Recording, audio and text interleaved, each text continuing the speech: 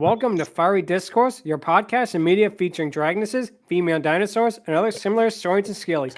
I'm your host, Ludmillanon, and with me are my co-hosts, Angron, LuckyEevee, Mathmachine, Shark, Stryker, Jordan, and our special guest this episode is Sharvoun. Today is our hello there. Yep. Today is our 70th episode, and as a special episode for Pride Month, we are going to be doing something a little bit different this week. We are discussing the 1941 animated short/movie, The Reluctant Dragon. Oh, this yeah. will probably be the only time we actually talk about a male dragon on this podcast, but Oh, yeah. there is a reason for it, and we will definitely get to it. But for now, let's get things started. To me, So, this is I'm a big fan of. War. Yep, sure. Yep, best way to start it. So, Sharvoun. To me, the best thing I can describe this movie as is it's a movie. It's first a movie about how movies are made, but it takes place on the Walt Disney Studios, so it's about animation during the time. So, yeah. It basically, like I said, it is basically a movie about how movies are made, and it stars a popular comedian of the time, Robert Benchley. It's about him visiting these studios as he escapes his boring tour guide, only to try and get the Reluctant Dragon, the story, made into a movie, only to find the studio already beat him to it. Now, the thing that's now, before we actually talk about the short itself, which is probably going to be the main focus of this episode, we'll talk a little bit about the movie, which, in my opinion, is kind of a mixed bag. Because, well, number one, it is very fascinating to see the inner workings of the Disney studio and the staff and that. It really, really is neat. And especially the part with the multi-plane camera, as well as previews of upcoming movies that was Dumbo and Bambi. I absolutely love seeing the multi-plane camera come to see it at least in video. For those who don't know what that is, it's a device that was helped to give the illusion of 3 dimensions with 2 dimensions. You can see its work. You can see its use. It's something like, say, Fantasia with the opening shot of Night at Emerald Mountain. I also really do. I'm a huge fan of how movies are made, learning about them. So learning about learning about how old animation is, the different departments, and that was great. Yeah. But I do see where you're talking about, where it's kind of a mixed bag. In particular, for me personally, it all comes down to the host, the character. Yeah. And also another thing, the fact that some of the topics covered on here can be a little touchy. Yes, it definitely is a movie of its time. When I first watched the film yesterday, I was actually kind of excited to see how things were made. That was until I saw the infamous disclaimer saying, "Caution, this movie is racist." Yeah, I was surprised by that when I decided to rewatch it on Disney Plus. I'm like, why would this happen? Why are they doing that? Then I saw the movie in its entirety, and I was like, oh, okay, that makes sense. Definitely. Yeah, when I see this movie of the Reluctant Dragon, it's more like a documentary / animation to me movie, because they're explaining again how they make the magic in the movie. Like, they even have a couple of voice actors tossed in there for Donald Duck and the Hen and Walt Disney cartoons. That stuff. Yeah, they show like how they do these characters. One part that was really interesting for me. So it's more like a documentary to me than an animation thing. It's a documentary and a movie at the same time. It really feels like an embryonic version of Walt Disney's TV show in a way. One part that really got interesting to me, aside from seeing the multiplane camera, and also, as Stryker pointed out earlier, the transition from Technicolor to from black and white to Technicolor with the sequence was actually the animators room, where we got to see Ward Kimball. For those who are like, who the hell is Ward Kimball? It was the animator for Jiminy Cricket, as well as one of the absolute legend. And it would have been a great. It would have at least been absolutely 100% worth it if the main character wasn't boring as hell, or if he wasn't just the ultimate demonstration of a product at this time. I'm Yeah. sure he was hilarious. I'm sure he thought he was being hilarious, but to me, he was just. I don't know. I personally liked him, but no, He's Ward all right. Kimball, like you said, I personally like Jiminy Cricket, but like I said, Ward Kimball is a legend in his own right. He also, I believe, was one of the lead animators on our titular Dragon that we'll discuss about. But Oh like I yeah. say, one thing that's interesting about this movie is how we see that the studio is actually already working on stuff like Lady and the Tramp and Peter Pan. Bambi. Because Yeah, Bambi and Dumbo were already in production, but those movies are actually being worked on because at one point he passes, I believe, statuettes of Captain Hook as well as Aunt Sarah and the Siamese cats from actually, Lady and the Tramp. I sort of knew this mostly because of a little Easter egg. For those of you who rewatch Pinocchio, the opening shot basically has the opening shot.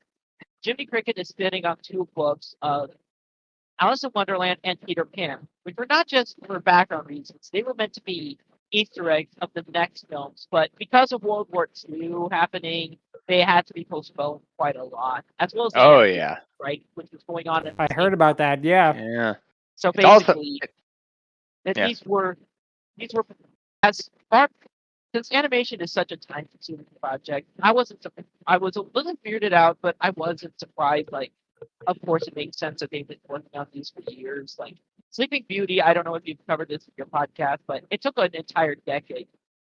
Yeah, that's true. Yeah, we definitely brought that up in our episode. And we'll probably bring that up when we redo it. But like I Oh, said, yeah. the interesting thing is how much of an influence this movie had on Disney as a whole, because the famous Mickey Avenue and Dopey Drive song was just meant as a one-off prop for the movie, but Walt liked it so much, they just kept it in the studio. And unfortunately, I don't want to break anyone's hearts, but a lot of the movie was filmed on sound stages. It wasn't the actual studio, because filming in an actual studio like that with camera equipment would have been difficult. The multiplayer camera was real, though. That was all real. Oh yeah. Hell yeah.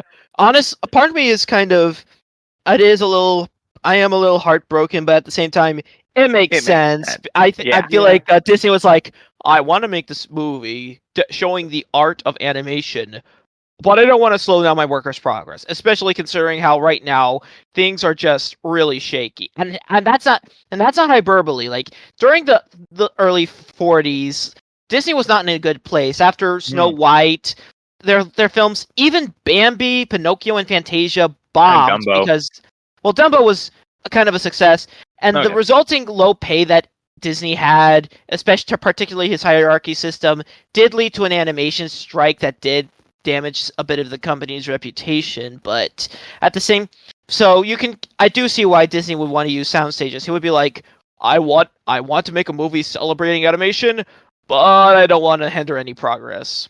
That's true. And at least we got a cute moment with like Bambi and whatnot. Like, Yeah, that is my ride or die classic Disney movie. Yeah, and just seeing him definitely interact could see that. and Bambi, all that, it was just amazing and adorable. Honestly, it really, really was. And like my personal favorite, my second favorite part, aside from Reluctant Dragon, is watching the little baby Meeks one, where they could have Baby Weems. I guess. Honest, to me, like it would have been just okay and kind of decent.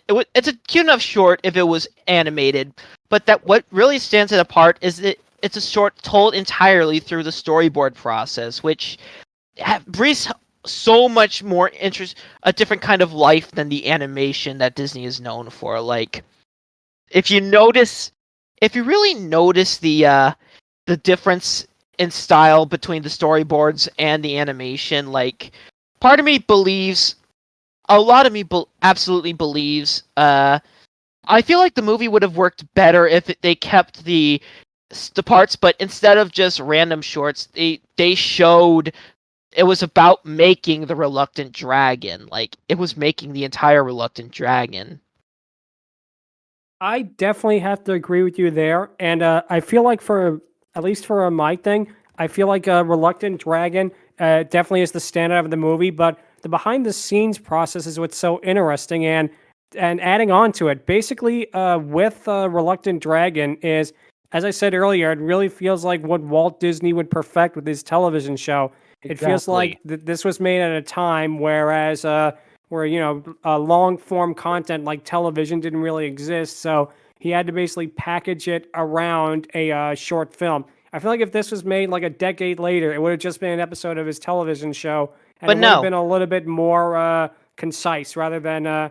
That's the other thing about this movie. Kind of has a little bit of an all over the place kind of feel. And It does have very poor pacing, and to me, I feel like it would have flowed smoother if they actually showed the process of animation in the correct order. Like start off with the school, then maybe have Kimball pitch the idea to Disney, then have Disney as a sort of Willy Wonka type show him around how the animation is done, how the animation works, which they actually technically did with the Robin Williams short Return to Neverland, I think, where Robin Williams tours with Walter Cronkite, and we see how animation is made.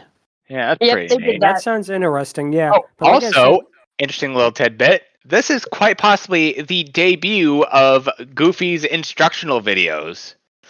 Oh yeah. Yeah.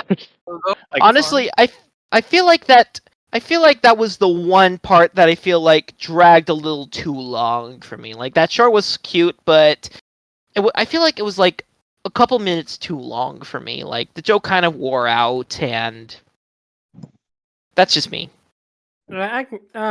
I personally liked it, but I can see why it get tedious for you. But like I said, definitely the standout of the movie is the Reluctant Dragon. But before that, it basically ends with Robert Benchley meeting with Walt in the screening room. And I'll just say this right now, man, Walt Disney was a sharp-looking guy, especially in his younger years. I mean, wow. Yeah. But getting back to this, though. It's like finding out that Charlie Chaplin was apparently a massive blonde. Yep. Yeah. Honestly, and of course, the guy tries to pitch the idea, but as it turns out, already Walt made it. Yeah, that's the whole punchline of it. I found that I thought it was a funny punchline, but the ending, it was a very funny punchline in my opinion. Like all this hard work to try and get to him, and he's already been making it. Like, however, it does kind of get weakened with the post-credit scene, as I'll call it, of his wife balking him out, and all he can do is just make a Donald Duck impression, which is. But I thought that was like him sassing back at her. That's what he was. That's what he was. He was sassing back at his wife, who was basically saying, "Oh, you never do anything right," and he basically just mocks her by doing a Donald Duck voice, which was probably done by Clarence Nash. Yeah, it was done by Clarence Nash. So yeah, to me, overall, the movie, some of my favorite movies are Hugo, Singing in the Rain, and Ed Wood, which are movies that do take place in the behind-the-scenes world of cinema. So seeing that stuff was really great. Though I would rather watch it in pieces rather than all the way through. And keep in mind, there are some very outdated depictions of other races. Also, I also do love watching how the sound effects and score were made. Like that was a fun moment. Especially Casey Jr. Yep. That was a very, very fun movie. Fun Let's moment. be honest. We all came here for one thing and one thing only. Yep. The jam sandwich. Here for a jam sandwich. Yep. Like a lot of Disney short subjects at the time, probably most people saw this short as its own individual thing rather than a part of this movie because I know I did.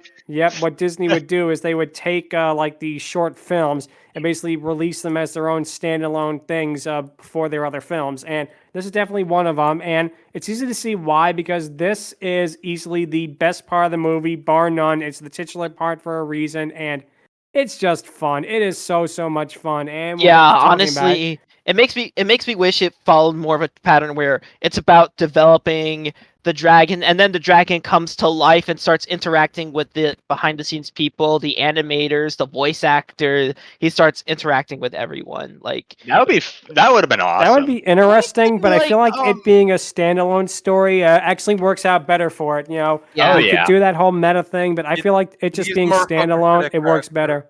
It definitely works better for this. Enough talking about behind the scenes stuff and let's get to what the we could have wanted. Itself.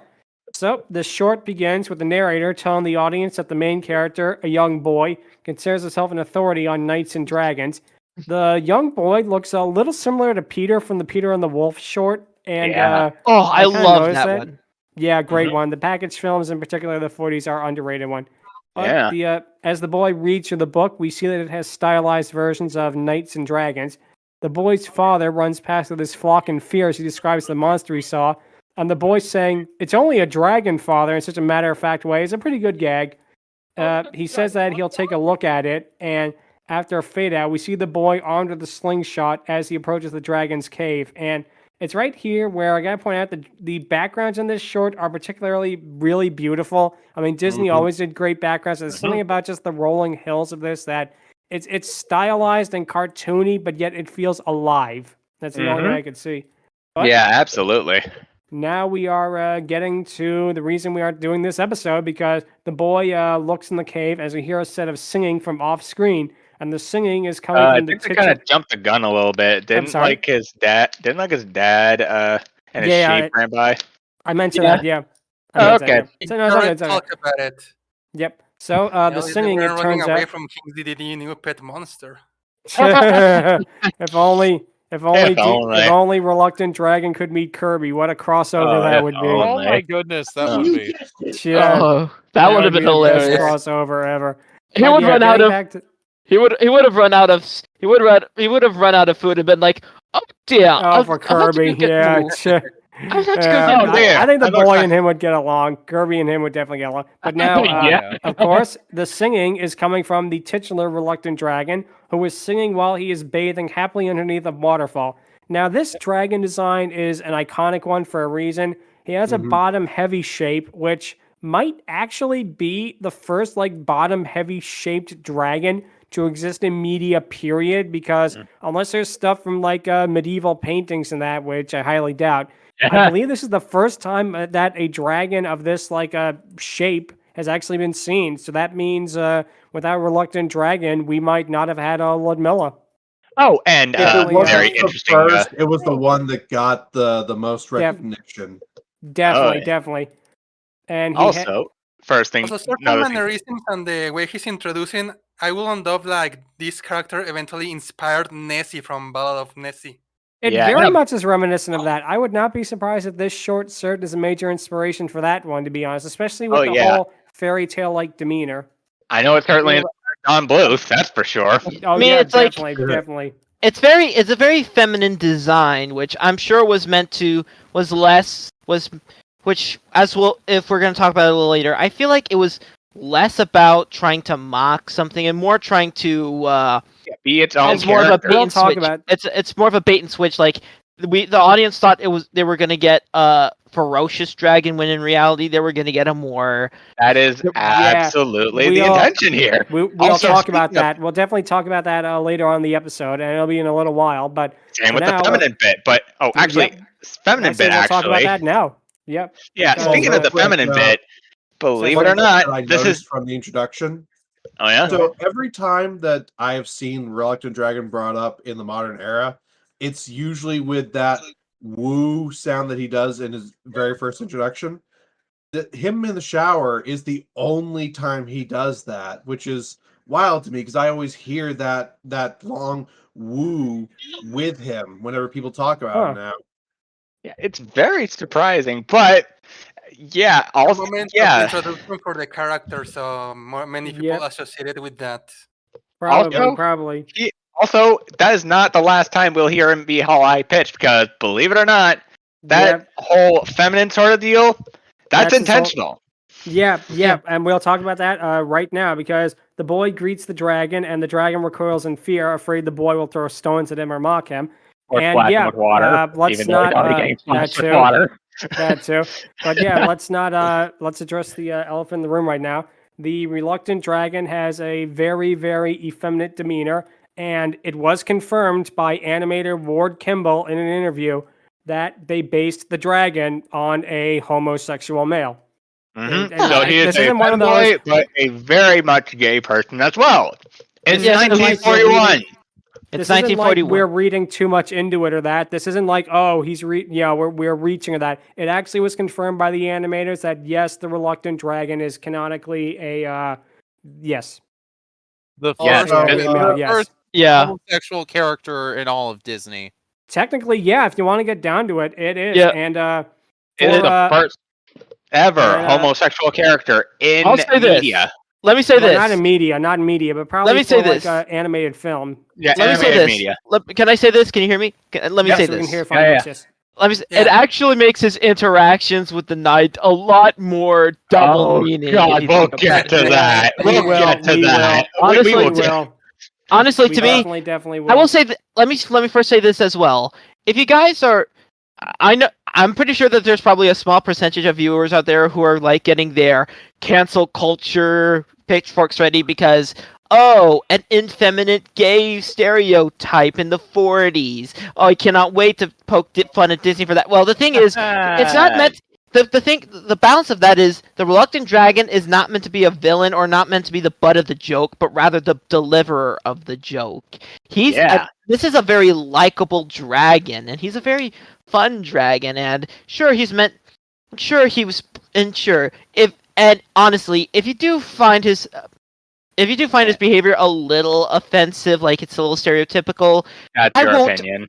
I won't fault you on that, but for me personally, it never goes too far because the dragon is not meant to be like the loser type character. He's more supposed to be like the trickster type. So For 1941, like I say, it is very, very progressive for that, and we'll get to that when we're finished talking about the short. But this is very much ahead of its time in ways that I think might have actually been somewhat intentional. Especially honestly, for 1941. Although it does get a little muddied when you remember the previous part of the movie and the fact that it does have not only very racist depictions, but also very racist attitudes. Let's not go that far, but okay, I wouldn't either. I wouldn't. That's yeah. I think stretching it a little bit. But but no, I can in understand. D&D terms, basically this guy would absolutely be a freaking dragon bard.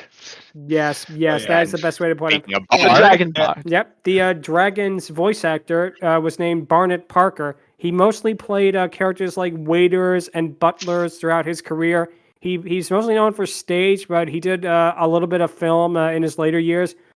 This is probably today his best known role to audiences, even though he's not credited for it because that's how animation worked back then. But ouch. yeah, he was also in some Marx Brothers films, and he basically he worked his whole life. He was one of those actors who was never a star, but he was always like a character actor kind of personality, and he does a really good job as the Reluctant Dragon. He really, really does a fantastic job.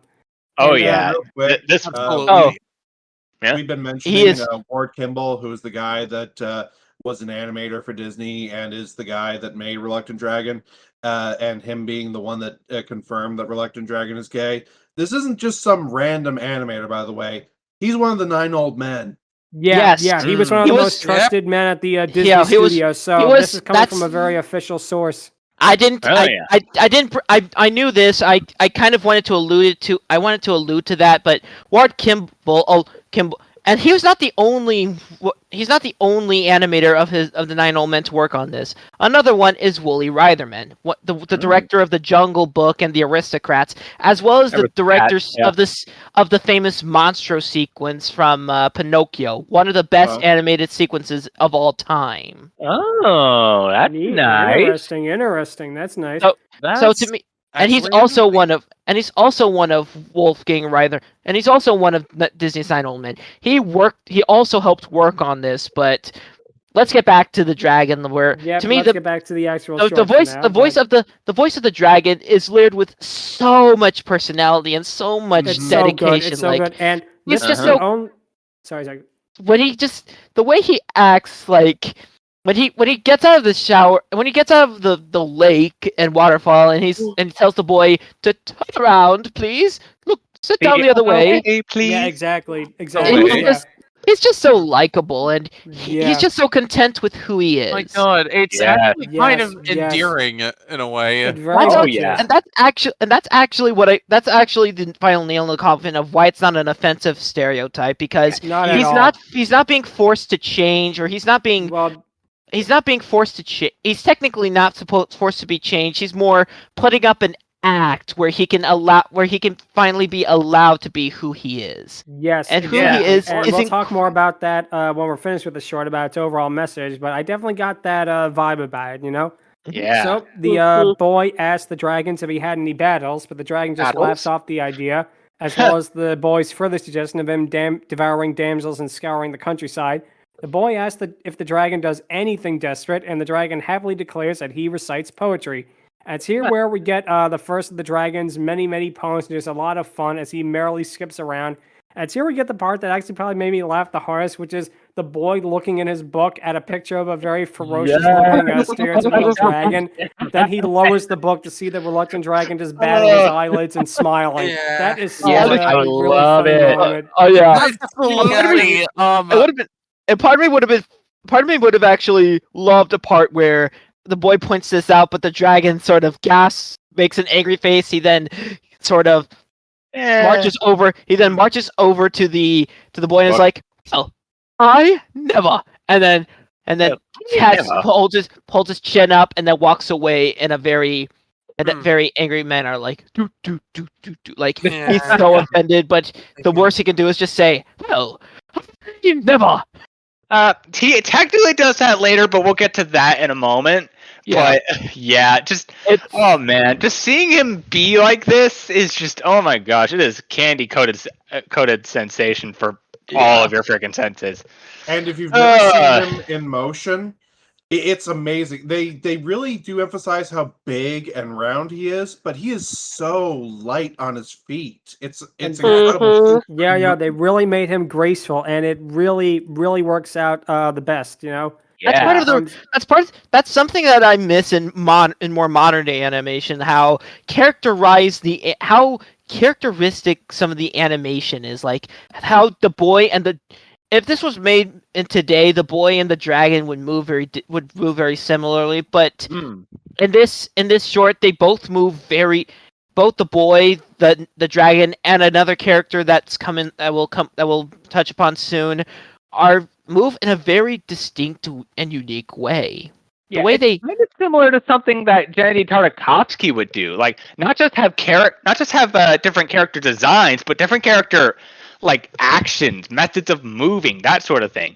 It's what made the first Hotel Transylvania so amazing. In fact, definitely, and like you said, it really the reluctant dragon himself is animated so well because, like I said, he has the bottom heavy pear shape, but yet he moves so lightly. It really is such a feat of animation. You know, it's definitely worth watching just to look at it alone. But hold on, it's also a very, very fun short. This guy has a high dexterity stat. Yeah. Honestly, to me, I will say this: as someone who's very disheartened by the way animation's being treated, I have to give absolute bonus points for the animators who animated this character for bringing him or for giving him so much personality, not just in the voice but also in the way he moves, the way he looks, the way his eyes move, the way the way he's animated. It's a huge testament to the power and true necessity of really good animation. And apparently, the animation was done by, I think it was done by Ward Gimble, but I'm looking him up. Yeah, I'm pretty sure it was Ward Gimble and a team of other animators. Mm-hmm. Yeah, I definitely can see that. You know, it definitely looks really, really good. So the boy attempts to warn the dragon that the villagers are going to exterminate him as he's an enemy to the human race, but the dragon doesn't take him very seriously. The boy just actually, I discovered he was not only animated by Ward Gimble, but another nine-old member who I mentioned earlier, Wolfgang Reitherman. So that's why he moves so.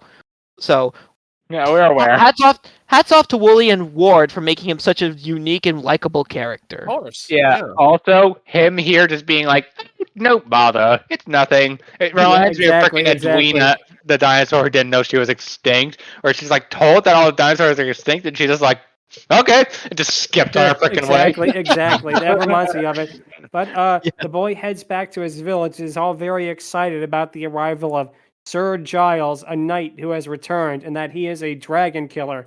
The boy starts to cheer for Sir Giles with the rest of the crowd before stopping and realizing, oh wait, he's a dragon killer. I better warn the dragon.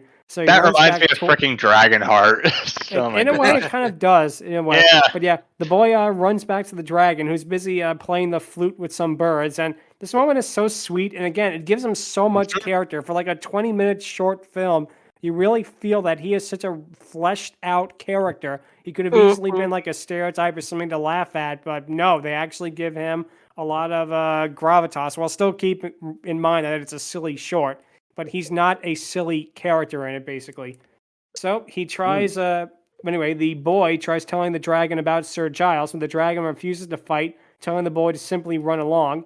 We then cut back to the village as the boy sneaks into the inn to talk to Sir Giles, and turns out outside of all of his suit of armor, He's Sir a silly Giles old man. He's an old man with a mustache and a monocle, who, interestingly Yep. enough, he reminded me a little bit of the Duke from Cinderella. I wonder if they somewhat based their design on him. I wonder if they're related, actually. Like if the freaking Sir Giles was like a like an ancestor of the Duke.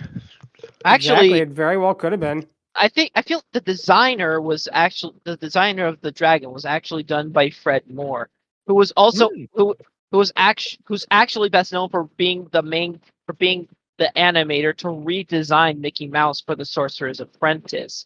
So he's the one who's responsible for how we see Mickey today, with the more pear-shaped body and more expressive eyes. Wow. But yeah, like you said, it very much is. It's interesting to see how the animation works like that, especially with the similar designs. So the boy tries to explain things to Sir Giles, but I like how Sir Giles thinks that the dragon killed his parents. And the matter of fact way he says, "Oh, they shall be avenged," before slipping out of his tub is a good moment. And Sir Giles then waxes poetically about the damsel that the dragon must have kidnapped, as the boy tells him that the dragon refuses to fight. He tries telling Sir Giles that the dragon is a nice dragon who just likes poetry. It turns out that Sir Giles is a poet himself, and he recites some silly verses of his own. And I like how, again, the boy looks in his book at the stereotypical heroic knight who is kind of like a Conan the Barbarian, Prince Valiant kind of thing going on. I'm in then Belmont sort of deal. Giles, yeah, pretty much in a way. And then he looks back at Sir Giles, who is absolutely nothing like this.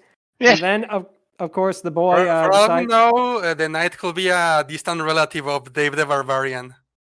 Hey, it very well could have been. That would be a very interesting crossover. I got a couple things to say. First of all, I got it wrong. It wasn't designed by Oh man. So good.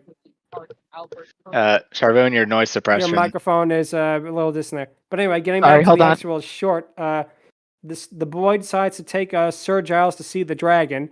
The dragon is singing a song about himself. That's a really cute one too, while drinking tea and having a picnic to himself. It's a really, really cute one, and it's one that doesn't really show up like as a lead motive or anything like that, which is very interesting. So the boy attempts about the scene as they're coming up to Reluctant here is it was like Angron mentioned earlier. Both of them have different walk cycles, and it's really interesting to see how different their movements are emphasized. Oh yeah, exactly. Also, it's the first time we hear the Reluctant Dragon's technical theme song. Yep, it is. The very reluctant dragon. That's me. I don't exactly remember it specifically, but it's very adorable. Classic. But man, this guy is just... I just want to it's a lot of fun. Guy. It is. So can you guys hear me? Am I heard? Yeah, we can hear you fine. We can hear you fine. Yeah. First of all, the boy attempts. Can I say something before we move on? Sorry. Go ahead. Okay. The first thing. Once again, Sir Giles is actually designed by Albert Herter, and he was animated by Fred Moore. Second, and most of all, one of the inspirations for Sir Giles is actually the iconic Spanish icon Don Quixote. That makes sense. Don Quixote, not the one from One Piece, not Doflamingo. Fuck that guy. No. But yeah, the ever classic one that inspired said Doflamingo. Don Quixote. Don Quixote. For those who don't know, Don Quixote very much like that. You're right. He's a famous hero, quote unquote.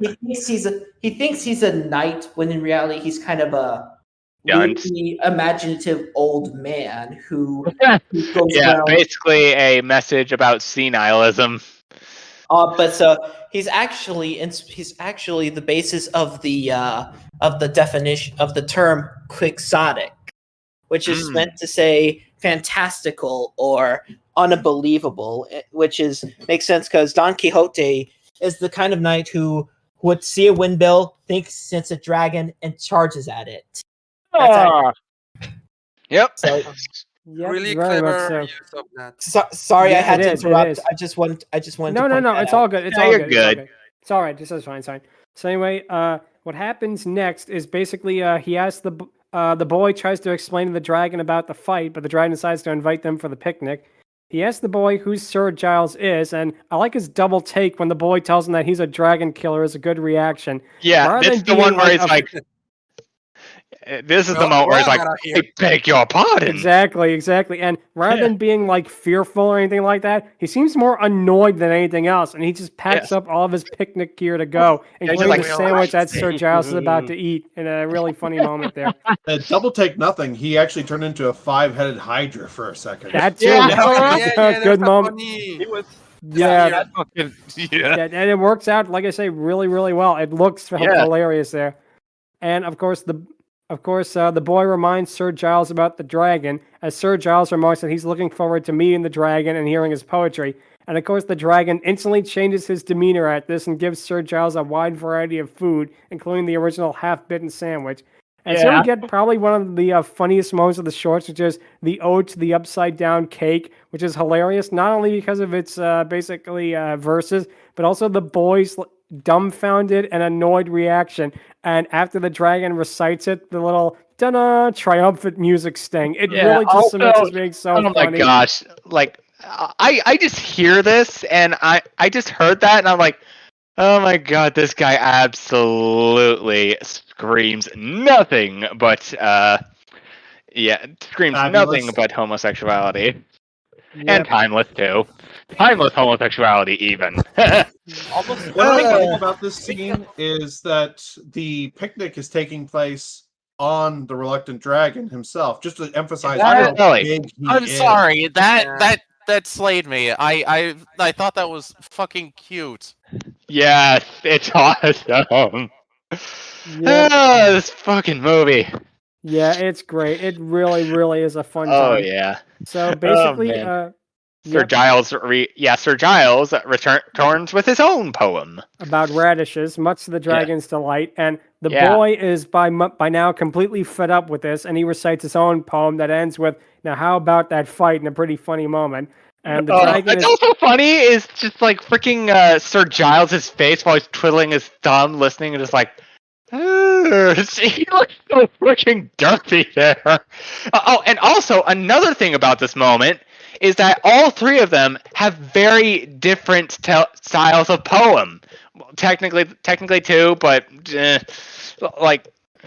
seriously, we have the standard method of rhyming with the reluctant dragon, a sort of different, a sort of like triple style with like something different at the end with Sir Giles, and then we got freaking shock poetry with the kid. Yeah, that too. That was a really funny moment. That's actually a nice little detail. This movie's got a lot of detail for being a freaking short film. Just oh my gosh. Exactly. So the dragon is horrified at the thought of fighting, even though the boy tells him that's what dragons are supposed to do.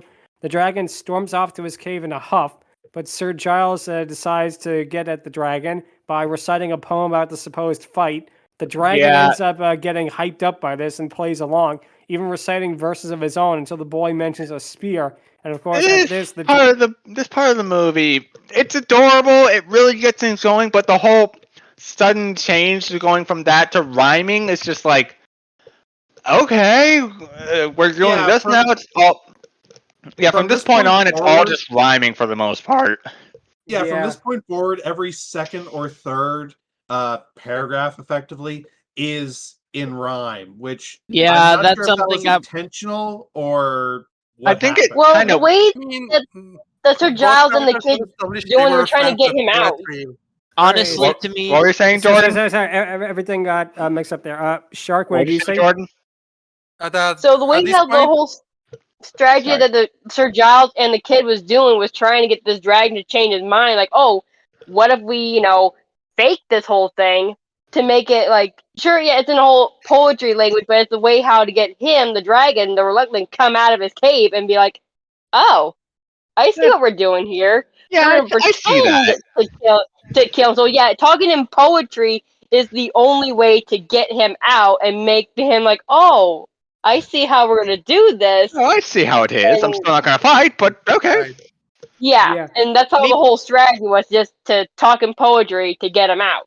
Honestly, fair. Now, that's when I Shark, what were first you saw saying? it. I was a little. I was thinking to myself, did they? When I first noticed the rhymes, I was like, oh, were they always rhyming? But that is a good point right there.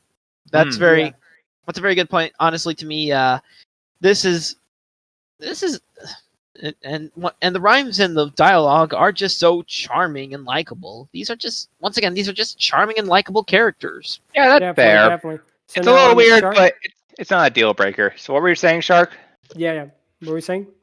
Well, basically what was said that at this point, all characters, or well, the knight and the dragon, were revealed to be into a poetry a lot, so they might as well go all the way in for the rest of the short. Yeah, that's fair. Though a little too much and a little too sudden for a little too sudden for me. It's not bad, and I definitely agree with all these points, but yeah, it's a tiny bit weird. That's all. I mean, I they're just- not Gruntilda, so that's something. I just liked it because they didn't fully commit. If they went complete rhyming from here on, I would have liked that joke, but they only did like partial into it, so it felt weird. I see that. That's I can fair. definitely see that. That makes a lot of sense. So anyway, what happens is the dragon storms off as he's afraid of getting hurt, and it turns out that Sir Giles has a different idea as he whispers in the dragon's ear. And it turns out that Sir Giles evidently takes the same suggestion as the robot from Weenie Hut Juniors. Why not fake a fight? Which, they basically Why decide... not fake a fight? Exactly. They decide, why not just fake a battle? And The dragon will frequent Winnie Hot Jr. Yeah, or Oh my Super gosh, Weenie you Hut would. Juniors too. Both of them. Mega Weenie Hut Monday and Generals. Monster Meanie one. Yep. Oh my gosh. So yeah, the dragon basically merrily skips off to his castle before suddenly stopping, realizing that the fight is tomorrow, and he calls for the boy and Sir Giles. He remarks why he just couldn't keep his mouth shut, and the next day, all the village is there to see the battle, and there's a lot of really cute gags in this section, like a betting office for who will win between Sir Giles and the dragon, miniature dragon-shaped balloons, and like deluxe seating, which is on a tree. And it's like these little gags that really add up to a really a cute sequence. So, Sir Giles, now in his full knight outfit, rides up to the cave where the dragon is waiting inside. He's trying to learn how to breathe fire, but he can only make one tiny smoke ring. And it's here where, he basically laments that he'll never get to do it. The boy calls the dragon a punk poet, which him so much to where he can breathe fire. And the moment where he's just so happy, oh, I'm mad, I'm quite angry. It's so adorable. It is. One thing I want to point out, jump and skip he does. It is so cute. Alternatively, I want to the point boy out who got something. blood here, Toby. Okay, good. I want to point out this is actually ahead. the last time we ever see the boy in the short. Ooh, yeah. No, we actually see him later. We do see him later. This is not the last time. Really? We see him in a little bit. Well, then I probably missed him because I was Yeah, probably going to make I a have joke him in about the hinting notes. that He shows it later. maybe the dragon was so happy he accidentally eviscerated the boy. Oh, come on, man. No. Let's not go there. Let's not go there. No. Let's not go there. No, let's not do that. The saying, sheer Shark? amount of offense that he has after he's called a punk poet, the way that was animated and voiced, you got the entire It character of Reluctant from that 2 so seconds. good. Yes. It is. Oh It my really is. I mean, classic Disney was on a whole other level with this sort of stuff. You know? Oh, hell yeah. Also, when he was bouncing around happily that he was breathing fire, they actually went a little rubber hose with that, which really emphasized just how happy he Man, was. I adore And rubber. I love that. I love that. Just a little touch like that. It really makes all the difference in especially in a short like this. So the dragon basically decides to begin the battle by poking his head out of the cavern, saying, boo, and he blows a series of smoke rings. Sir Giles charges forward as the dragon uses one of the smoke rings to hurl Sir Giles in the other direction. I like how the crowd actually cheers for the dragon as Sir Giles approaches him yet again. Oh, yes. Oh, It is yeah. that impressive. They do Yeah. some really clever stuff with the smoke rings and other stuff. Mm-hmm. Exactly. And the dragon sitting on his tail is also a really cute moment. And also, again, might be the first time we actually see a dragon or dragon-like character do that, which has been replicated several times in other movies. Yeah, it's the also dragon- very interesting that like here he's like, oh goodness, they're cheering for me, which I'm absolutely all for that. And also possibly confirmed pyrokinetic as well, meaning he's got some control over his smoke rings, which is, I chalk it up to toon logic, but come on, this is an era with swords and sorcery, so Yes. Give it some leeway. Yeah. Oh, Yes, yeah. Definitely, But I think it's just definitely, a you guys- joke. I think it's just a joke. Also- It is. I think it's a there's joke. also- I don't think it was there's- meant to be taken seriously like that. You know, I think There's you're right there, Stryker. it leads to a moment where the knight charges at him again, and the dragon makes a smoke ball around him. Oh yeah, that's right. Yeah, There was, he does there was that. a funny joke there. Yep, that's a classic one. And what Yes. happens then is another good joke. Probably one of my favorite moments in this. The Sir Giles chases the dragon into the cave as fire and crashes are heard. And a fun twist, it turns out that Sir Giles and the dragon are just making noise and fanning flames out of the mouth of the cave. And it cuts to Sir remember. Giles' horse, who just does like a take in the camera that is so Yeah, perfect. Like how Yeah, disgusted like- the yeah, horse he's like, is at get all a this. room, you two. Yeah. That That actually time what was- leads to something I want to say.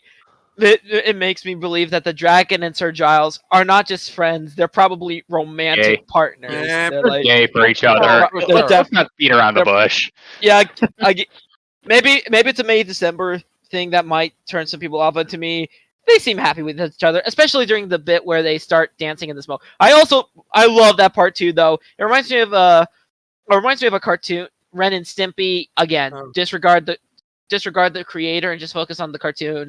But Yeah, of during course. one episode where Ren and Stimpy pretend to be a cat and mouse chasing each other, like there's a part where they go into the kitchen and just start making a lot of noise while eating lunch. I like to think that's probably where when they start making noise while they're just sort of eating lunch and sitting down. Like, I also love the part where the dragon's like, "Oh no, it hits! Oh, don't kill me!" Would you like 1 number 2? Like, Exactly. Yeah, that's a And they're hilarious starting moment rhyme right there. too. That And is they're so, still so rhyming funny. too. And I just accidentally rhymed as well. Oh my gosh. Exactly. Shark, what were you saying? Shark, what were you saying? That joke where they make noise and pretend they're fighting, I'm pretty sure it was used in Tom and Jerry in an episode where they were having like a truce or something. my Yeah, God. Oh my that's a gosh. joke that's been done in a lot of places, but I think this is one of the better examples of it. Oh yeah. It's one of the- actually really amazing and clever. Yeah, it really is. So I what? still wish there were more jokes like the fucking moment where they just pause for a second and they're having tea.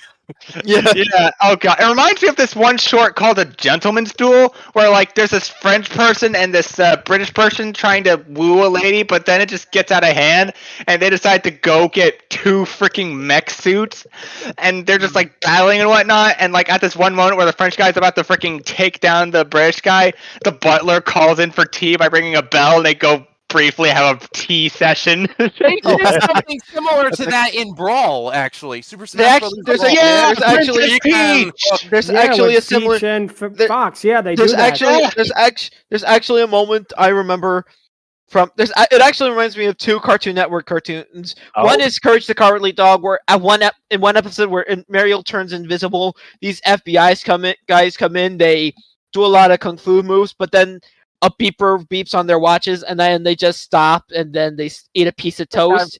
And then another part is in Billy and Mandy's Big Boogie Adventure, where it's the final chase, and they're trying to go through all these obstacles, these big dangerous obstacles. But at one point in the middle of it, they just stop, go into a fast food place, and just have lunch. And it just jokes like So that wait. are hilarious. Like So what was But the it is second one? those- Billy and Mandy's Big Boogie Adventure during And the the first final one?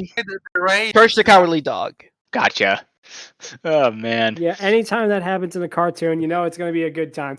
So Oh, yeah. anyway, what happens is, I like how Sir Giles remarks, "Now I'll chase you." The dragon runs out of the cave, followed by Sir Giles, who leaves without his lance, but instead is holding a cup of tea. And the boy reminds him of that as Sir Giles was like, "Stop." Oh yeah, that's right. A really fun moment. Yeah. Sorry, I did not. No, it's all good. That It's all good. So the pair joust at each other with the dragon using his tail as a lance in a fun bit of animation. I'm sorry. Yep. That part in particular with the tea and going back for the lance thing really reminded me of the Lost in Space episode that we talked about a while back. Very much. I wonder if that was an inspiration for it, believe it or not. I wonder if that was it too. Erwin Allen decided to take from this for that. Yeah. Yeah, it's also funny because that scene's also funny because like he's just going out. Huzzah! Oh, right, this. 1 second, and just goes against it. I love it. This short inspired a lot of things, is what we're trying to say. It was very much revolutionary. Let's put it that way. Very, very much so. You're I feel like a proper word would be influential. Oh hell, freaking yeah, it's influential. Influential is definitely a good way to put it. Yes. So anyway, what happens next is that the pair joust at each other with the dragon using his tail as a lance in a fun moment. In the ensuing smoke cloud, the pair pretend to fight but are dancing, and the dragon gay. Yes, they're gay. Yes, fun moment. Absolutely. Okay, yes. But what happens basically is that the dragon pretends to be slain because he's holding the lance underneath the crook of his arm, and he pretends to die. And overly dramatic version too. Let's put it that way. Yes. That's also what happens. Oh no! Oh, honestly, this is funny because it's stage play and whatnot, but this also kind of reminds me of that one scene from Zootopia where in the beginning, from the opening.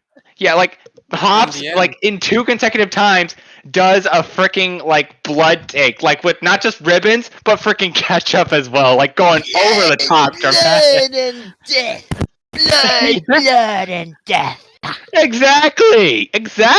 Oh my god. Oh man. Yeah. Again, Reluctant Dragon, mega inspiration for a lot of freaking films, especially for other Disney movies. Oh yeah. Yes. Definitely that. So what happens is the dragon, of course, pretends to be defeated. And then the short cuts to the village at night where the dragon is at a feast held in his honor, and he promises not to shout or roar or scourge the countryside anymore. Not that he was doing that in the first place, of course. And he himself, the dragon, carved the roast beast. Yes. It does. It very much does. Again, that was I thought I was the only one who saw that when I looked at the scene. I kind of too, now that you mention it, but problem with this ending is that it feels a little disgratuitous, or however you freaking say that. Ingenuous, I want to say. Yeah, ingenuous.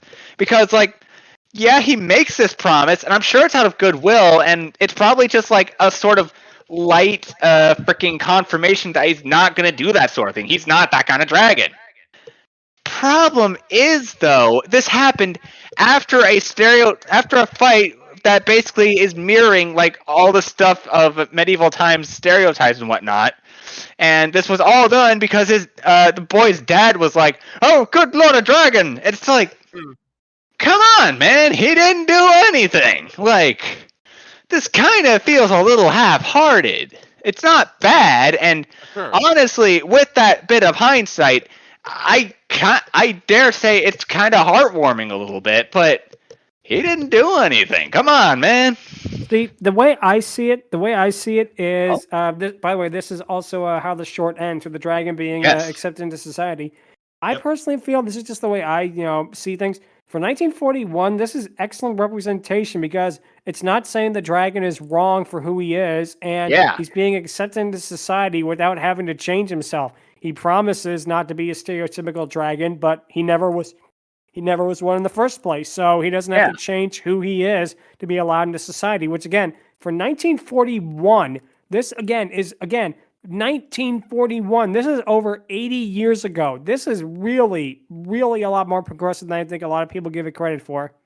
Yeah, it's a really good message about being true to who you are and not really. It's really a good message about being true to who you are while And also it's very special in that regard because, like, yeah, sure, there were a bunch of other versions that came later. There was one that did stop motion, one that also did 2D, but wasn't exactly this flamboyant and over the top. And then there was one that was paired along. That was basically just like two Ronkin Bass shows bunched up together. One of which was the Reluctant Dragon, obviously, and the Mr. Toad show, which. Don't know how Ronkin Bass was able to do that, but okay.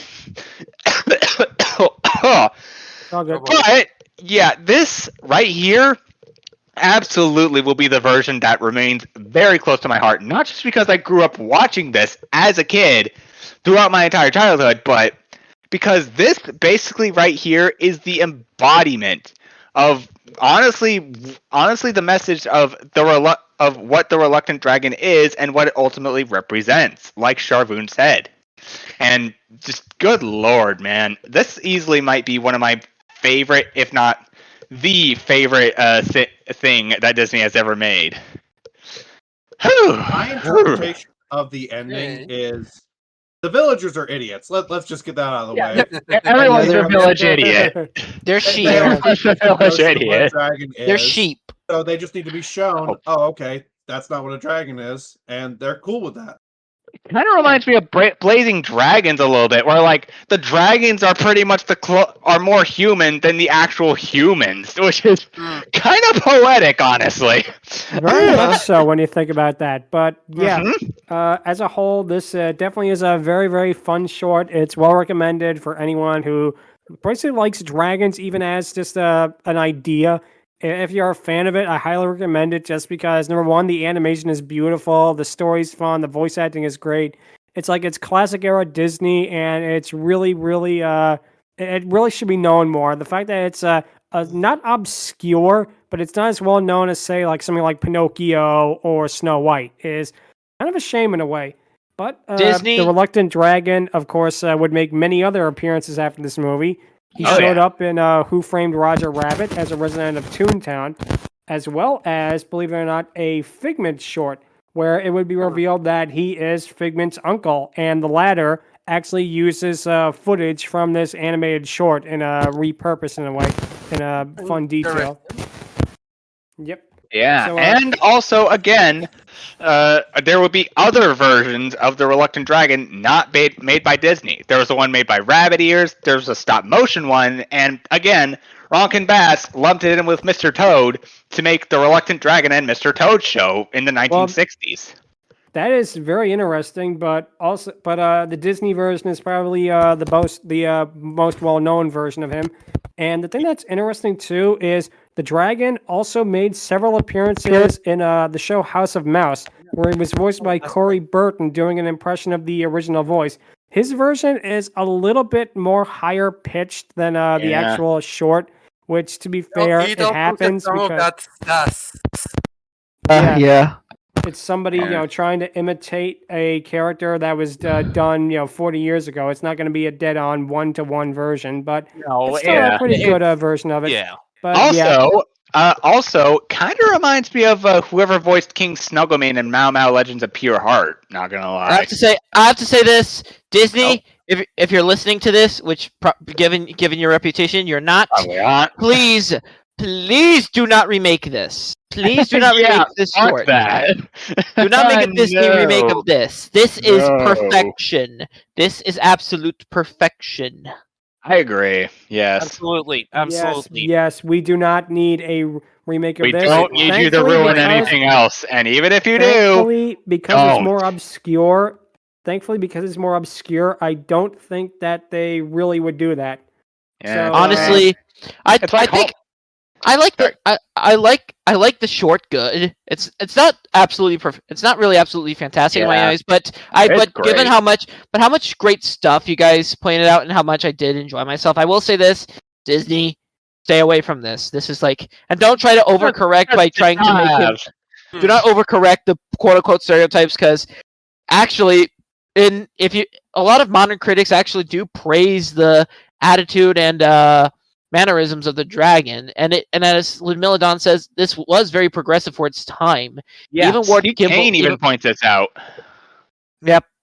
Honestly, Ward Gimble actually did point out how some of the more conservative members of the Disney Disney staff were a little put off by let's say the dragon's voice and attitude. Wow, you guys back then did not know how good you had it. Exactly, guys. exactly. Yeah. But that's basically it for Reluctant Dragon, the short. And like I say, I highly recommend it. I had a lot of fun revisiting it. If we're going to talk about one dragon on the podcast, male dragon rather, I think he's a really, really good one to mention. Yeah, he's absolutely a freaking femboy homosexual dragon, and I am there for it. Like definitely. Come on. The thing, what I meant to say was, as Ward Gimble pointed out, the more conservative staffs were not okay with the presentation. But conservatives will be conservatives, and we're not here to talk about politics. Right, yeah, we're here to talk about dragons. And honestly, good animation, good animation, great voice acting, and of course, a wonderful character to center it on. Definitely. Booty Durg, yes. Yeah. Yes. So anyway, now it's time for the question of the week, which is, what are your favorite male dragons and why? And I'll go first. I'll say that Reluctant is one of them. I'm gonna say probably my favorite depiction of a dragon in any sort of film probably has to be Smaug from Desolation of Smaug, the Hobbit, the second sequel in the Hobbit trilogy.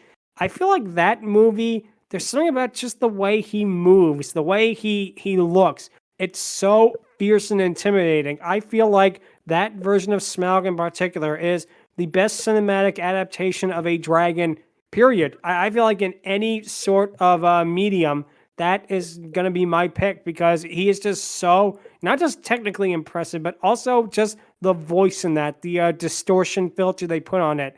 He feels like animalistic, but also at the same time, not like a feral beast. He feels like a combination of the two, that he's an animal, but he's also a cunning creature, in a way.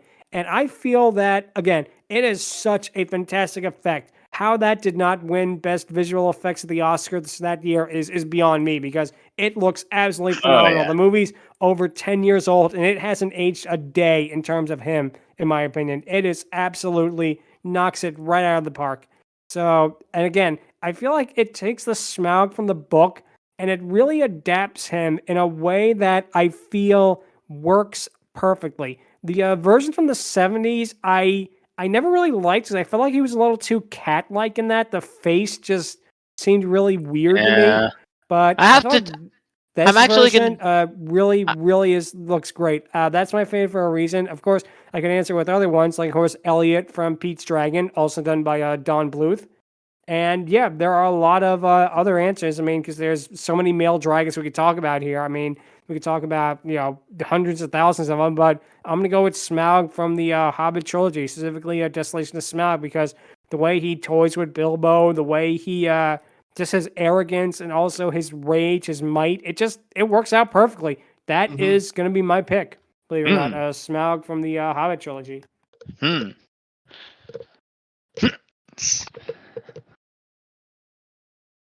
So, Angron, what would you have to pick? Okay, that's gonna be a little bit of a tricky one. Because three ultimately come to mind when it comes to dragons, male dragons in particular.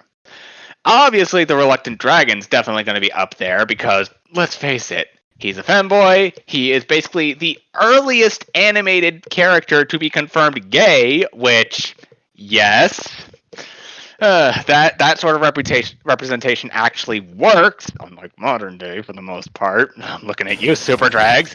But good lord, this guy is first. Yeah. First off, there's a lot of really good gay representation in that's fair. That's in true. animation. Yeah. I remember the Owl House, but yes. And I just looked up Super Drags and I see what you're talking about. Yeah, not the greatest representation, but I digress. We're here to talk about dragons. Reluctant Dragon is a good dragon. Next up is Spyro. Just good lordy. Just Spyro, perfect choice right there. I cannot believe I forgot about him. Hold on, I'm not quite done yet. Go ahead, man. Go ahead. Spyro absolutely is a top tier dragon for me. There were plenty of dragons in the Spyro universe to absolutely consider. Ignitus, Voltaire, pretty much any of the four Guardians, freaking Magnus from the freaking Magnus from the Spyro Reignited trilogy. Like, seriously, that guy's got a gut and he can still freaking fly around and battle. Yes. But I really had to go with Spyro. Look at the guy. He's charming, he's strong, he's bold in no matter what the continuity. Even honestly, I hate his design in Skylanders, but I absolutely saw that they kept his character alive. And for that, I absolutely give them respect for that and that alone. But those two aren't exactly my number one. Number one would absolutely have to be Ozymandias, aka Zim. Just the first moment he comes on screen. Yes, that From guy. Dragon Prince, yes. I want to hug him and squeeze him and name him George and feed him peanut. Classic. God, my head is hurting for how much I'm smiling right now. Wow. But yes, Zim, sorry. No, not the Invader from Nickelodeon. That would be a very different cartoon if it was. You lie! Classic. That was funny. Thank you for reiterating that. But yes, Zim. From the moment I saw him on screen, he took my freaking heart, man. He's adorable. He's charming. Just like, there's not a whole lot of moments of him on screen, despite the show being called, The Dragon Prince. But the stuff we do get of him, just, oh my gosh, he absolutely spelled it alongside his own mom Zubeia, which we'll cover later. But yes, man, Zim, come on. But he's also got a little, but he also kind of matures with the series as well, despite still keeping the charm and sort of childlike wonder. I mean, he's still a baby dragon, despite sounding like a dog and kind of acting like one, which I'm kind of a dog person, so I'm for that. I mean, I'm also kind of a cat person too, but come on, man. I mean, there's also and as a brief honorable mention, Toothless. I mean, seriously, that guy did a lot of developing throughout his entire time with DreamWorks, and that is and just come on, Night Fury is pretty much just basically a black cat. Come on. He is. Yes. Yes, Stryker. Yes. But definitely. He is all. But yeah, I'm gonna go with Zim because I absolutely like Toothless. I like Spyro and Reluctant Dragon. Definitely number 2 for me.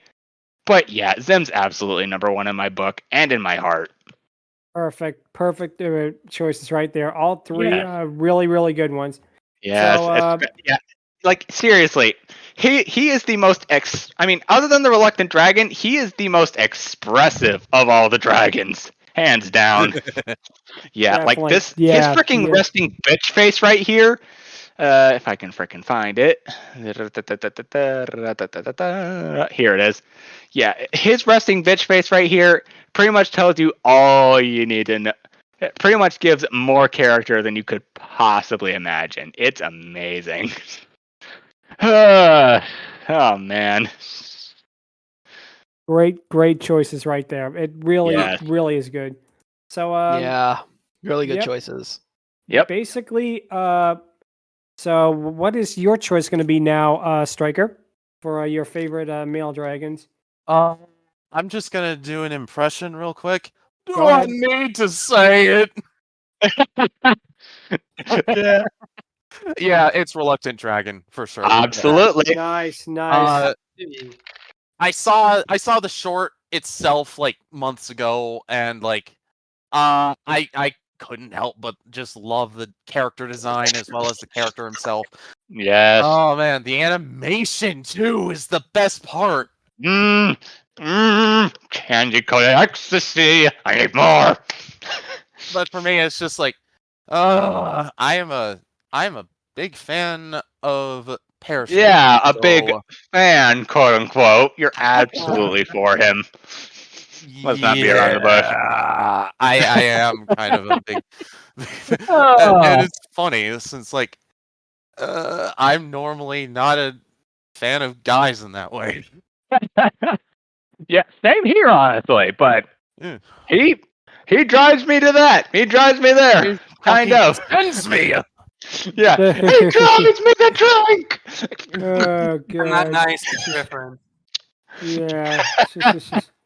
Oh, that's a good one right there. Yeah. Oh man. Good choice. Oh yeah. Yeah, good. very. I would have very good chosen choice. Bowser, but I didn't want to copy another person's choice. Yeah, we'll get to them soon. Don't Yeah, worry. of course. Definitely a good choice right there.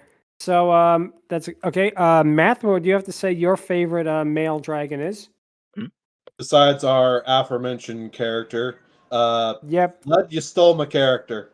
Oh, sorry about that. You can also Didn't say mean him that. if you want, but let's hear yours.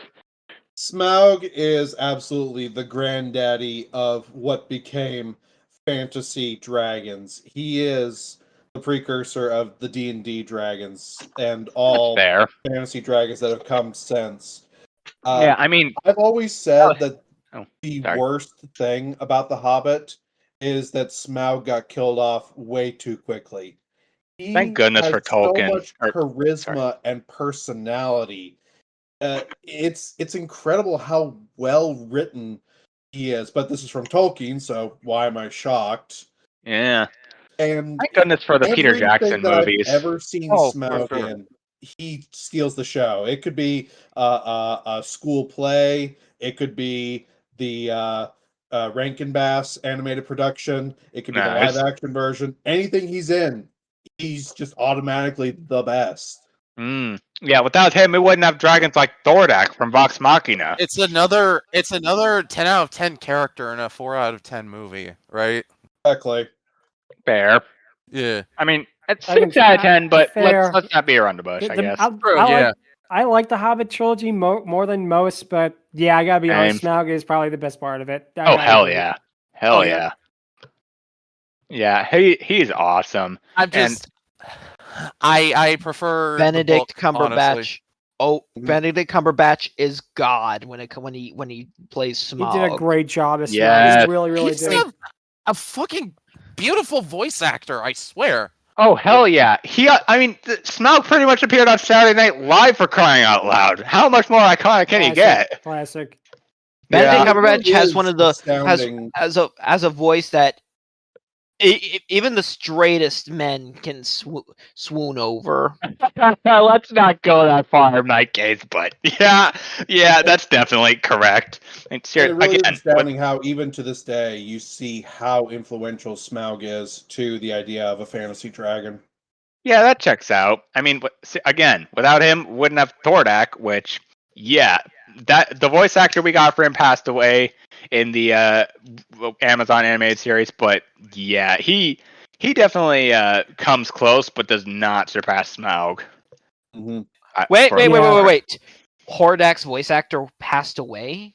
No, Thordak, not Hordak. Thordak. Yeah, Oh, thank God. from Vox Machina. Yeah, I'm sorry. I made you. Sorry, I raised the red flags a little bit for Sorry, you. I thought you were talking about Keston John. No, I think Keston John's still alive. Don't worry. We're not at that point yet. We're not at that point yet. Nope, we're not. Nope, we're not. But yeah, no, that's a great choice right there. Two for the same one. Surprised at that. So, Shark, what would you have to say your favorite male dragon is?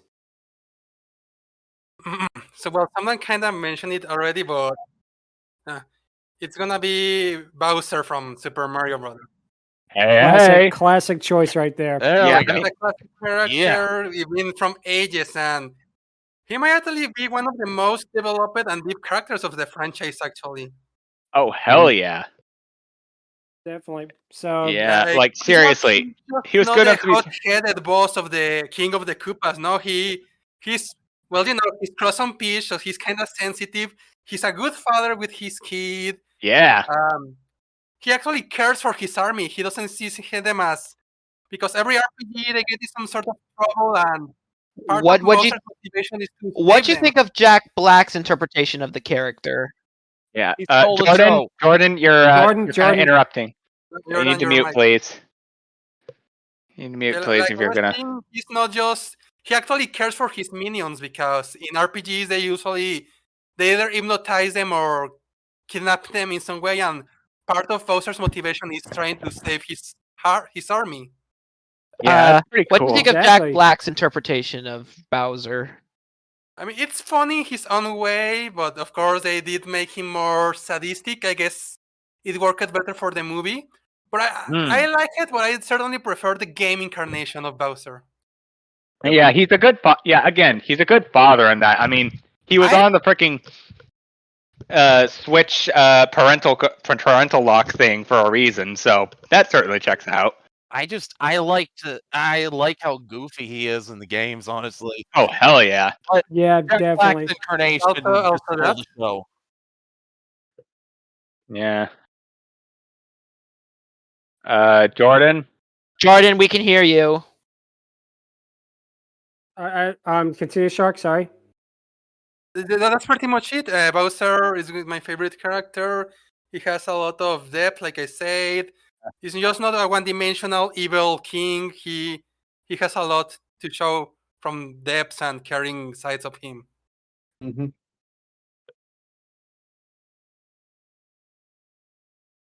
Hello. Yes, hello. Yeah. So Jordan, what would you say your favorite male dragon is and why?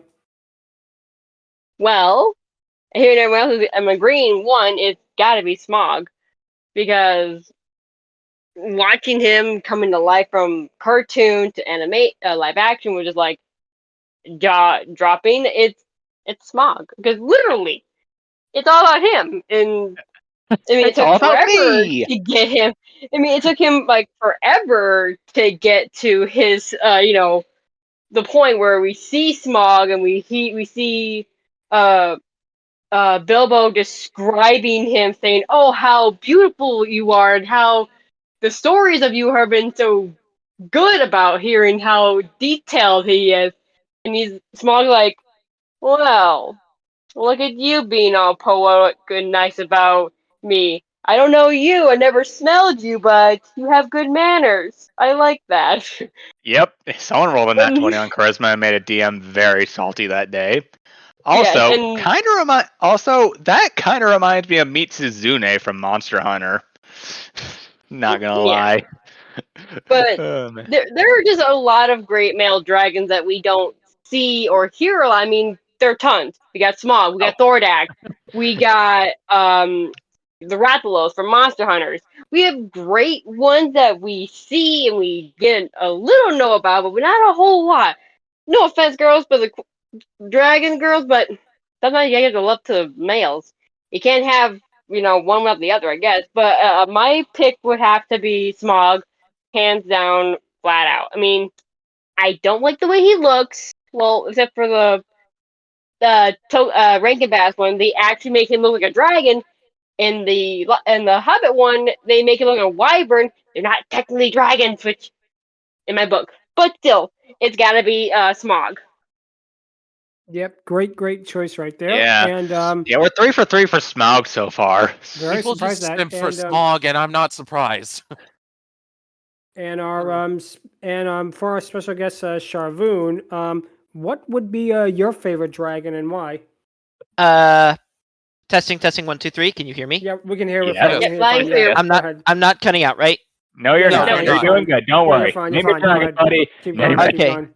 Okay. A couple dragons. For TV, it would definitely be Spike from the MLP franchise. Nice choice. I know a lot of people listening would say, like, come on, you've covered him already. And I would say we've covered 2 of his episodes. The one I covered, not one of his brighter ones, not one of his is probably a one where he's decent, but he's not good. And of course, the other one, which I didn't cover, probably his best in my opinion. But to me, that's not saying a lot because, in my opinion, in Generation 4, he has a lot of standout moments. There's Meltdown. There's the secret of there's Inspiration Manifestation.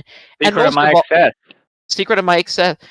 And most of all, in my opinion, the Crystal Empire. Yes, I did say that I did say that's one of the weaker MLP stories, but in terms of but the one thing I will say is the best part is Spike in this one. Like, this was, in my opinion, the writers when they were starting to realize who Spike was as a character rather than just a stereotype punching bag, you know? Yeah, it's also very interesting that throughout his all of his iterations in both Gen 1, 2, and onward, like, he remains like the little guy who just wants to help and pulls through more times than not, despite, And this is honestly the best version because we do make an emotional connection, and he is portrayed in a way that's more characteristic than the others. Then Gen 5 happened, which kept his character and whatnot so far, but I don't know if we're gonna. I don't know. That's just me. We are going to cover G5 in the future, so we'll definitely talk about his older self. But yes, Spike is a really good choice, especially because of how his character evolved over time. We kind of touched on that on the episode we did on the about the not the Gauntlet of Fire, but also Gauntlet of Fire and the other one with the smolder we talked about. But he is a very good character. Also, like, that's just one of them. Yeah. The other one is Falcor from the Neverending Story.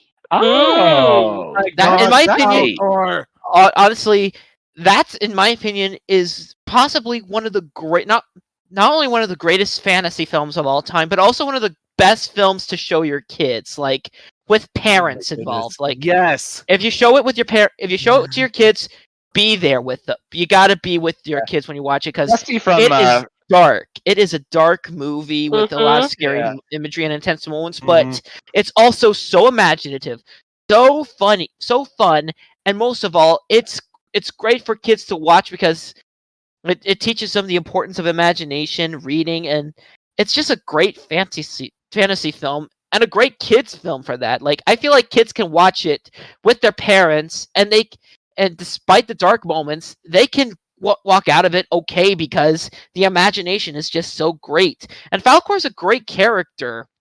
Like, and watching his when we meet, and particularly his voice actor. If that calm voice sounds familiar to anyone, that's because that's actually none other than the great Alan Oppenheimer, aka the original voice of Skeletor. What? That's right. Falcor from the Neverending Story was voiced by Skeletor. Damn. That's like freaking Rita Repulsa voicing Serendipity.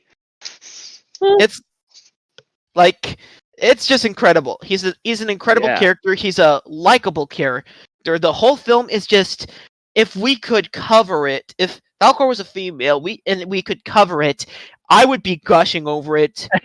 As well as pointing out how Falcor is a key example of how the sequels pretty much bastardized the Neverending Story in general. Like, how it Falcor is a perfect example, going from this wise, calming voice to just a bumbling idiot. Lols. Oh boy. Yeah, but yeah, if the original was good enough to be referenced by freaking who was it? If it was good enough to be referenced by Dusty and Stranger Things, then you know the impact it had. And your other dragon? Well, Spike, Falcor, and honestly Toothless. How to Train Your Dragon is one of my favorite movies of all time. I haven't seen the other two, but really, yeah, he is a cute black cat and all, but what really works for me most of all is his connection with Hiccup. Hiccup, yeah. To me, what that's what I really love about that movie. Just sort of the connection they make. Like, they really do work off of each other, and Toothless has his own personality despite being mostly silent. And it would be great to really talk about his connection with Hiccup's connection with Toothless is one of the best friendships between man and beast I've ever seen in anything. Yeah, that's very much. Yeah, it's like those are solid 3 choices right there. Yeah. So now it is okay. So that's a really good choice you made. And yep, now it is time for the patent pending Dragoness Scale, where we rank our Dragoness, or in this case, Dragon from 1 to 10. Real Reluctant quick, Dragon. he could not be here, but he gave an answer as well. Yeah, Yes. we gave an answer, and we will definitely post that. So I'll go first, and I'm going to say right now, Reluctant Dragon, perfect score. He was the inspiration for so many other Dragonesses after him with the body shape. His character is such a fun one. The animation is great.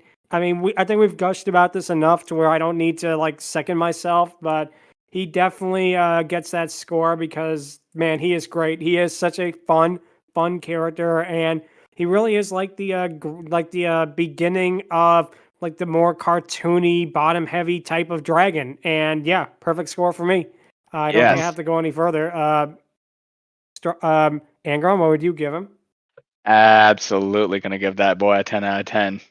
Like seriously, this is absolutely a 100% great character. Like we really need more of characters like him. So accepting of who he is, of what he is, of what he represents, what he can do, and just seeing him. It's honestly great seeing Disney be the better studio in terms of having characters be characters. Yeah, sometimes it can kind of blur the line between being a character and being a stereotype, but thankfully Reluctant Dragon very much leans more towards being a character instead of being defined by, who and what he is. And that's definitely why I'm giving him a 10 out of 10, hands freaking down. Perfect. Also, LuckyEevee's answer for favorite dragon was Kiawe's Turtonator, which I absolutely can get behind. It was Kiawe's very important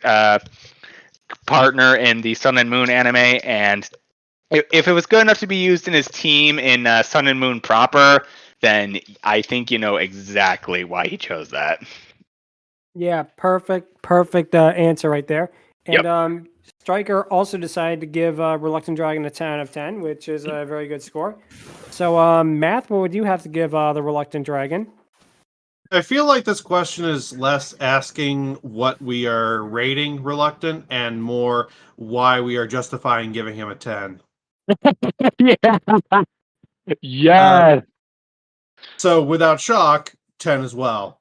Much like I said about how Smaug is the progenitor for basically all fantasy dragons that came forward, Reluctant is that progenitor for all pair dragons that came forward. We're all friend dragons.